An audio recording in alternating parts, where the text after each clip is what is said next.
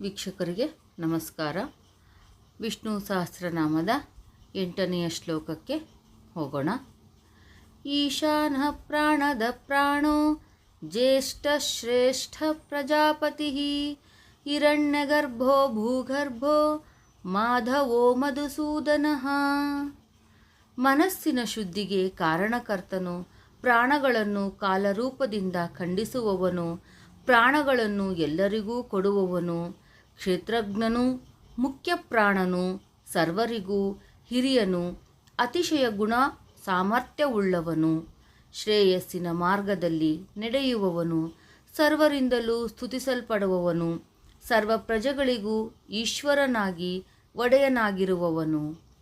ಹಿರಣ್ಯಗರ್ಭ ಎಂದರೆ ಬ್ರಹ್ಮ, ಆತನ ಆತ್ಮ ವಿಷ್ಣು. ಆದ್ದರಿಂದ ವಿಷ್ಣುವು ಹಿರಣ್ಯಗರ್ಭನಾಗಿರುವನು. ಪರಮಾತ್ಮನ ಗರ್ಭದಲ್ಲೇ ಭೂಮಿ ಇದೆ. ಭೂಮಿಯಲ್ಲಿರುವ ನಾವು ಅವನ ಗರ್ಭದಲ್ಲಿದ್ದು ಸುರಕ್ಷಿತವಾಗಿರುವೆವು. ಮಾ ಎಂದರೆ ಲಕ್ಷ್ಮಿ, ಧವ ಎಂದರೆ ಪತಿ, ಲಕ್ಷ್ಮೀಪತಿಯೇ ಮಾಧವನು. ಮಧುವೆಂಬ ರಾಕ್ಷಸನನ್ನು ಕೊಂದವನು.